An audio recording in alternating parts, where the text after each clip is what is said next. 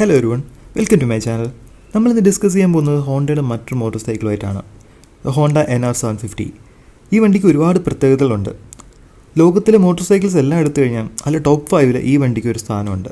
ഇതിൻ്റെ എഞ്ചിനീയറിങ്ങും ഡെവലപ്മെൻ്റ് എന്ന് പറഞ്ഞാൽ അത് വേറെ ലെവലാണ്. അത്രയ്ക്കും ഒരുപാട് ഇന്നോവേഷൻസ് ഒക്കെ തന്നെ ഈ വണ്ടിയിൽ കൊണ്ടുവന്നിട്ടുണ്ട്. ഈ വണ്ടിയെക്കുറിച്ച് നിങ്ങൾക്കൊരു ക്ലിയർ ഐഡിയ കിട്ടാനായിട്ട് നമുക്കൊരു വാക്ക് അറൗണ്ട് വീഡിയോ കാണാം. അത് കഴിഞ്ഞിട്ട് നമുക്ക് വണ്ടിയുടെ ഡീറ്റെയിൽസിലോട്ട് പോകാം.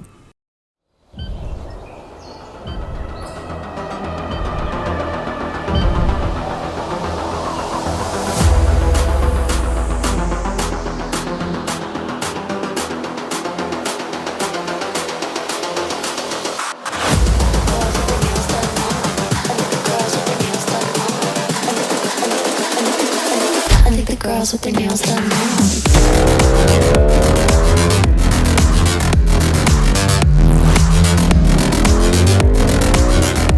Girls with their nails done.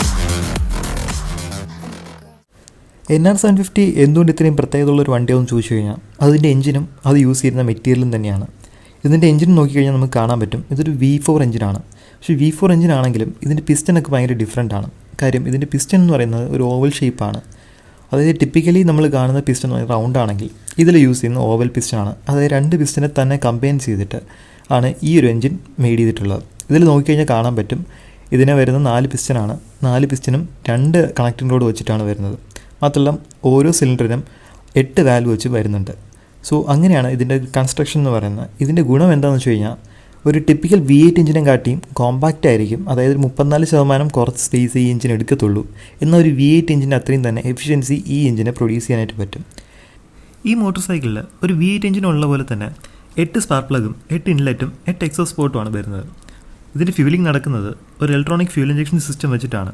ഒരു 30 mm ഡയമീറ്ററുള്ള ത്രോട്ടിൽ ബോഡിയും 2 ഇഞ്ചക്ടേഴ്സുമാണ് വരുന്നത്. അതായത് ഒരു സിലിണ്ടറിൽ 2 ഇഞ്ചക്ടേഴ്സ് വെച്ചിട്ടാണ് വരുന്നത്. ഈ വണ്ടി ഉണ്ടാക്കുന്ന പവർ എന്ന് പറയുന്നത് 125 HP ആണ് ഉണ്ടാക്കുന്നത്. അതൊരു 14,000 RPM വരുന്നത്. ഇതിൻ്റെ ടോർക്ക് എന്ന് പറയുന്നത് ഒരു 66 Nm ടോർക്കാണ് പ്രൊഡ്യൂസ് ചെയ്യുന്നത്. DOHC സെറ്റപ്പും വരുന്നുണ്ട്. പക്ഷേ ടിപ്പിക്കൽ എഞ്ചിനിൽ കാണുന്ന കണക്ക് ടൈമിംഗ് ചെയിൻ അല്ല യൂസ് ചെയ്യുന്നത്. അതിന് പകരം ഒരു ഗിയർ സിസ്റ്റമാണ് യൂസ് ചെയ്യുന്നത്. അതിൻ്റെ ഗുണം എന്താണെന്ന് വെച്ച് കഴിഞ്ഞാൽ ട്രാൻസ്മിഷൻ ലോസ് കുറയും, നമ്മുടെ വണ്ടിയുടെ റെസ്പോൺസ് കൂടുകയും ലൈഫ് കൂടുകയും ചെയ്യും. അതുകൊണ്ട് തന്നെ നമുക്ക് സർവീസ് ഇൻ്റർവെൽ കുറച്ചുകൂടെ കുറയ്ക്കാനായിട്ട് സാധിക്കും. ഇത്രയും വലിയൊരു എഞ്ചിൻ വരുന്ന ഈ ഒരു വണ്ടിയുടെ വെയിറ്റ് എന്ന് പറയുന്നത് 244 kilograms ആണ്. എന്നാൽ പോലും വണ്ടിയുടെ 0 to 100 ടൈം എന്ന് പറയുന്നത് only 3.98 seconds ആണ്. ടോപ്പ് സ്പീഡ് പറഞ്ഞത് 257 km/h. മൈലേജ് എക്സ്പെക്ട് ചെയ്യുന്നത് ഏതാണ്ട് 12.6 km/L ആണ്. ഈ പറയുന്ന പവറും പെർഫോമൻസൊക്കെ തന്നെ അവിടെ പ്രൊഡക്ഷൻ വേരിയൻറ്റിലുള്ളതാണ്. പക്ഷേ അവരുടെ ടെസ്റ്റ് വേരിയൻറ്റിൽ ഓൾമോസ്റ്റ് 165 HP ആണ് ആ വണ്ടിയിൽ നിന്ന് നമുക്ക് ഔട്ട്പുട്ട് എടുക്കാനായിട്ട് കഴിഞ്ഞിട്ടുള്ളത്. മാത്രമല്ല 24,000 RPM വരെ അത് റവ് ചെയ്യുന്നുണ്ടായിരുന്നു. പക്ഷേ ഡ്യൂറബിലിറ്റിക്ക് വേണ്ടിയിട്ടൊക്കെ തന്നെ ആ വണ്ടിയുടെ പവർ ലിമിറ്റ് ചെയ്യും, അതിൻ്റെ RPM ഒന്ന് ലിമിറ്റ് ചെയ്യാനൊക്കെ ശ്രമിച്ചിട്ടുണ്ട് ഹോണ്ട.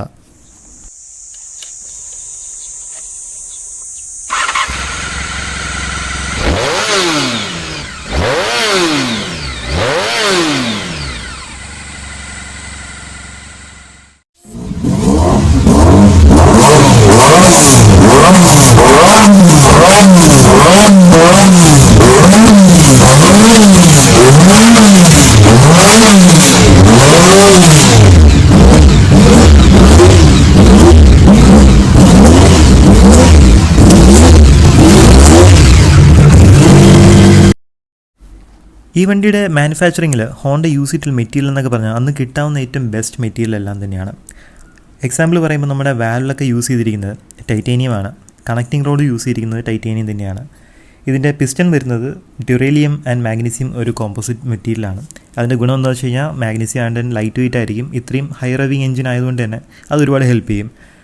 ഈ വണ്ടിയിൽ വന്നിട്ടുള്ളത് 2 റേഡിയേറ്റേഴ്സാണ്. രണ്ടും തന്നെ അലുമിനിയത്തിലാണ് കൺസ്ട്രക്ഷൻ ഉള്ളത്. അതുകൊണ്ട് തന്നെ വണ്ടിയുടെ കൂളിംഗ് കുറച്ചുകൂടെ ബെറ്റർ ആവും. ഇതിൻ്റെ ഫ്രെയിം യൂസ് ചെയ്തിട്ടുള്ളതും അലുമിനിയം തന്നെയാണ്. അതിൽ പക്ഷേ ടൈറ്റേനിയം കോട്ടിംഗ് കൊടുത്തിട്ടുണ്ട്.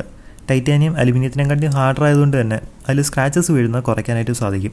അതുകൊണ്ടാണ് ഈ ഒരു ടൈറ്റാനിയം കോട്ടിങ് വണ്ടിയിൽ കൊടുത്തിട്ടുള്ളത്. വണ്ടിയിൽ നോക്കിക്കഴിഞ്ഞാൽ നിങ്ങൾക്ക് കാണാൻ പറ്റും, ഇതിൻ്റെ ആ ഫ്രെയിമൊക്കെ തന്നെ നല്ലപോലെ പോളിഷ് ചെയ്താണ് വെച്ചേക്കുന്നത്. സോ അത് നമുക്ക് ലോങ് ടൈമിൽ മെയിൻറ്റെയിൻ ചെയ്യാനായിട്ട് സാധിക്കും. ഈ വണ്ടിയുടെ സസ്പെൻഷനൊക്കെ തന്നെ ഷോവയാണ് മേക്ക് ചെയ്തിട്ടുള്ളത്.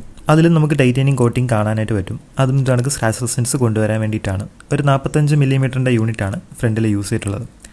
ബാക്കിൽ നമുക്ക് സിംഗിൾ സൈഡഡ് സ്വിംഗ് ആമാണ് വരുന്നത്. അതും അലുമിനിയത്തിൽ തന്നെയാണ് മേക്ക് ചെയ്തിരിക്കുന്നത്. അത് വണ്ടിയുടെ വെയിറ്റ് കുറച്ച് നിർത്താനായിട്ട് ഹെൽപ്പ് ചെയ്യും.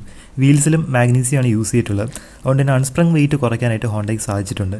ഇതിൻ്റെ ഗുണം എന്താണെന്ന് വെച്ച് കഴിഞ്ഞാൽ വണ്ടിയുടെ അൺസ്പ്രങ് വെയിറ്റ് കുറയുന്നതുകൊണ്ട് തന്നെ വണ്ടിയുടെ ആക്സിലറേഷനും ബ്രേക്കിങ്ങും ഇമ്പ്രൂവ് ചെയ്യും. ഈ വണ്ടിയുടെ ബോഡി പാർട്സൊക്കെ തന്നെ മേക്ക് ചെയ്തിരിക്കുന്നത് കാർബൺ ഫൈബറിലും ഫൈബർ ഗ്ലാസ്സിലുമാണ്. അതുകൊണ്ട് തന്നെ വണ്ടിയുടെ ഓവറോൾ വെയിറ്റ് കുറയ്ക്കാനായിട്ട് ഹോണ്ടയ്ക്ക് സാധിച്ചിട്ടുണ്ട്. കാർബൺ ഫൈബർ ബോഡി കൊണ്ടുവരുന്ന വൺ ഓഫ് ദ ഫസ്റ്റ് മാനുഫാക്ചേഴ്സായിട്ട് നമുക്ക് ഹോണ്ടേനെ കരുതാനായിട്ട് പറ്റും. മാത്രമല്ല ഈ വണ്ടി ഡിസൈൻ പല ഫോറിൻ മാനുഫാക്ചേഴ്സിനെയും ഇൻസ്പയർ ചെയ്തിട്ടുണ്ട്. For example Ducati. ഈ വണ്ടിയിൽ ഏറ്റവും ഇംപ്രസീവായിട്ട് പേഴ്സണലി എനിക്ക് ഫീൽ ചെയ്തത് ഈ വണ്ടിയുടെ ഡെവലപ്മെൻറ്റിൻ്റെ ടൈമിൽ എൻജിൻ സൈഡിൽ മാത്രം ഓൾമോസ്റ്റ് 200 പേറ്റൻസ് ആണ് ഹോണ്ട എടുത്തിട്ടുള്ളത്. അതിൽ നിന്ന് തന്നെ മനസ്സിലാക്കാൻ എന്തുമാത്രം ഇന്നോവേഷനാണ് ഈ വണ്ടിയുടെ ഡെവലപ്മെൻറ്റിന് വേണ്ടി ഹോണ്ട യൂസ് ചെയ്തിട്ടുള്ളത് എന്നുള്ളത്. അതുകൊണ്ടൊക്കെ തന്നെ ഈ വണ്ടിയുടെ പ്രൈസ് വളരെ ഹൈ ആയിരുന്നു. വണ്ടിയുടെ പ്രൊഡക്ഷനും ഭയങ്കര ലിമിറ്റഡ് ആയിരുന്നു. സോ അത് എത്രയാണെന്നുള്ളത് ഞാൻ ലാസ്റ്റ് പറയാം. എന്തിനാണ് ഹോണ്ട ഇങ്ങനെ ഒരു എഞ്ചിൻ ഡെവലപ്പ് ചെയ്തതെന്ന് നമുക്ക് നോക്കാം. 1970s 80s തന്നെ ഹോണ്ട വേൾഡ് GP റേസിങ്ങിൽ യൂസ് ചെയ്തിരുന്നത് ഒരു 4 സ്ട്രോക്ക് മോട്ടോർ സൈക്കിളാണ്. പക്ഷേ മറ്റ് മാനുഫാക്ചേഴ്സ് യൂസ് ചെയ്തിരുന്നത് 2 സ്ട്രോക്കും ആയിരുന്നു. അതിൻ്റെ മുന്നിൽ പിടിച്ചു നിൽക്കാനാവാതെ വന്നപ്പോഴാണ് ഹോണ്ടയ്ക്ക് ഒരു പുതിയൊരു വണ്ടി ഉണ്ടാക്കണം എന്നൊരു ചിന്ത വരുന്നത്. അതിനുവേണ്ടി അവർ ഇൻസ്പിറേഷൻ എടുത്തത് 1950s 60s ഉണ്ടായിരുന്ന മോട്ടോ ഗുസി ഓട്ടോ എന്നൊരു മോട്ടോർ സൈക്കിളായിരുന്നു. അതൊരു V8 എഞ്ചിനുള്ളൊരു വണ്ടിയായിരുന്നു. ഈ വണ്ടിയിൽ നിന്ന് ഇൻസ്പിറേഷൻ എടുത്തുകൊണ്ട് തന്നെ ഹോണ്ട ഒരു V8 എഞ്ചിൻ ഡെവലപ്പ് ചെയ്തു. അവർ ടെസ്റ്റ് റണ്ണിലൊക്കെ തന്നെ ഈ വണ്ടി നന്നായിട്ട് പെർഫോം ചെയ്തു. പക്ഷേ അവർക്ക് ഈ ഒരു എഞ്ചിൻ റേസിങ്ങിൽ ഇറക്കാനായിട്ട് സാധിച്ചില്ല. കാര്യം റേസിങ്ങിന് V4 എഞ്ചിൻ മാത്രമേ അലൗഡ് ആയിട്ടുള്ളൂ. അതുകൊണ്ടാണ് ഹോണ്ട ഒരു ചീറ്റ് കോഡ് എന്ന പോലെ ഈ ഒരു എഞ്ചിൻ ഡെവലപ്പ് ചെയ്തത്. അതായത് ഓവൽ പിസ്റ്റനുള്ള ഈ ഒരു എഞ്ചിൻ ഡെവലപ്പ് ചെയ്തത്. ഈ എഞ്ചിൻ്റെ നേരത്തെ നമ്മൾ പറഞ്ഞ കണക്ക് തന്നെ ഒരു V4 ആയിരിക്കെ തന്നെ V8 ഔട്ട്പുട്ട് തരാൻ കഴിവുള്ളൊരു എഞ്ചിനാണിത്. അപ്പോൾ ഹോണ്ടയ്ക്ക് വിചാരിച്ച പോലെ തന്നെ റിസൾട്ട് റേസിങ്ങിൽ ഈ ഒരു എഞ്ചിൻ കൊണ്ട് ഉണ്ടാക്കാനായിട്ട് സാധിച്ചില്ല.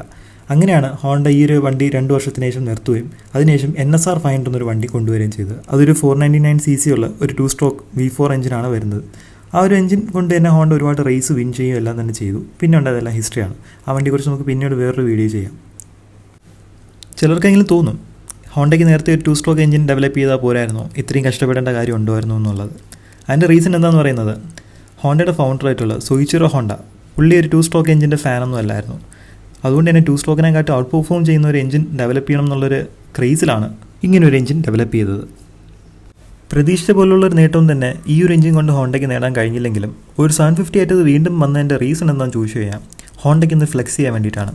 നമുക്ക് ആ വേർഡ് തന്നെ യൂസ് ചെയ്യാം. കാര്യം നമ്മൾ ഇന്ന് കാണുന്ന ഹോണ്ടയുടെ ആ റിഫൈൻമെൻറ്റും എല്ലാം തന്നെ ഒന്ന് പ്ലോട്ട് ചെയ്യാനും ഒന്ന് ഷോക്കേസ് ചെയ്യാനായിട്ടൊക്കെ ഒരുപാട് ഹെൽപ്പ് ചെയ്തൊരു വണ്ടിയായിട്ട് നമുക്ക് വേണ്ടി ഇതിനെ കരുതാനായിട്ട് കഴിയും. കാര്യം 1992 ഈ വണ്ടി വരുമ്പോഴത്തേക്കും എന്തുമാത്രം ടെക്നോളജിക്കലി അഡ്വാൻസ്ഡ് ആണെന്നുള്ളത് നമുക്ക് മനസ്സിലാക്കണം. ലൈക്ക് അതിൽ വന്ന് ഫ്യൂൽ ഇഞ്ചക്ഷനൊക്കെ, അതായത് ജാപ്പനീസ് മാനുഫാക്ചേഴ്സിൻ്റെ ഇടയിൽ ആദ്യമായിട്ട് ഫ്യൂൽ ഇഞ്ചക്ഷൻ കൊണ്ടുവരുന്നതും കാർബൺ ഫൈബർ ബോഡിയും അങ്ങനെയുള്ള ഒരുപാട് സംഭവങ്ങൾ കൊണ്ടുവന്നതും അത് ഷോക്കേസ് ചെയ്യാനും ഹോണ്ടയുടെ ആ ഒരു കേപ്പബിലിറ്റി കാണിക്കാനും ഒക്കെ തന്നെ ഹെൽപ്പ് ചെയ്തൊരു വണ്ടിയാണ് NR 750. ഇന്നത്തെ മോഡേൺ മോട്ടോർ സൈക്കിളിൽ കാണുന്ന എല്ലാ തരത്തിലുള്ള ഇൻഫർമേഷൻസും തന്നെ ഇതിന് അന്നത്തെ ആ ഡിജിറ്റൽ ഡിസ്പ്ലേയിൽ കിട്ടുമായിരുന്നു. മാത്രമല്ല കംപ്ലീറ്റ്ലി പ്രോഗ്രാംഡ് ആയിട്ടുള്ള ആ ഒരു ഫ്യൂൽ ഇഞ്ചക്ഷൻ സിസ്റ്റം അത് ആദ്യമായിട്ടാണ് ജാപ്പനീസ് മാനുഫാക്ചറിൽ കൊണ്ടുവരുന്നത്. സോ ഇതും NR 750 സംഭവിച്ചത്. വളരെ ലിമിറ്റഡ് നമ്പറിൽ ഇറങ്ങിയിരുന്ന ഈ വണ്ടിയുടെ പ്രൈസ് എന്ന് പറയുന്നത് 1992 $50,000 ആയിരുന്നു. അതായത് അന്നത്തെ സ്റ്റാൻഡേർഡ് വെർഷൻ ആയിട്ടുള്ള ഫയർ ബ്ലേഡിൻ്റെ പ്രൈസ് $10,000 ആണെങ്കിൽ അതിനെക്കാട്ടി ഒരു 5 മടങ്ങ് കൂടുതലായിരുന്നു ഈ വണ്ടിയുടെ പ്രൈസ് എന്ന് പറയുന്നത്. ഇന്ന് നമുക്ക് ഈ ഒരു വണ്ടി മേടിക്കണമെന്നെങ്കിൽ തന്നെ നമുക്ക് മിനിമം ഒരു 1.5 കോടിയോളം തന്നെ ചിലവുണ്ട്. പക്ഷേ ഇത് കിട്ടുമോ എന്നുള്ളതും വളരെ ഡൗട്ടാണ്. കാര്യം ഇത് ഉള്ളവരാരും കൊടുക്കുമെന്ന് തോന്നുന്നില്ല, അല്ലെങ്കിൽ മ്യൂസിയത്തിലായിരിക്കും സ്റ്റോർ ചെയ്യുന്നത്. സോ ഈ ഒരു മോട്ടോർ സൈക്കിൾ വെച്ച് നിങ്ങൾക്ക് എന്താ തോന്നുന്നത്? കമൻറ്റ് ബോക്സിലൊന്ന് അറിയിക്കുക. Anyway thank you for watching guys. ഈ വീഡിയോ എല്ലാവർക്കും ഇഷ്ടപ്പെടും വിചാരിക്കുന്നു. കൂടെ തന്നെ ഈ ചാനൽ സബ്സ്ക്രൈബ് ചെയ്യുക. ഇത് കണക്കുള്ളൊരു വണ്ടി വിശേഷമായിട്ട് ഞാൻ അടുത്ത വീഡിയോയിൽ വീണ്ടും വരുന്നതായിരിക്കും. അതുവരെയും ബൈ.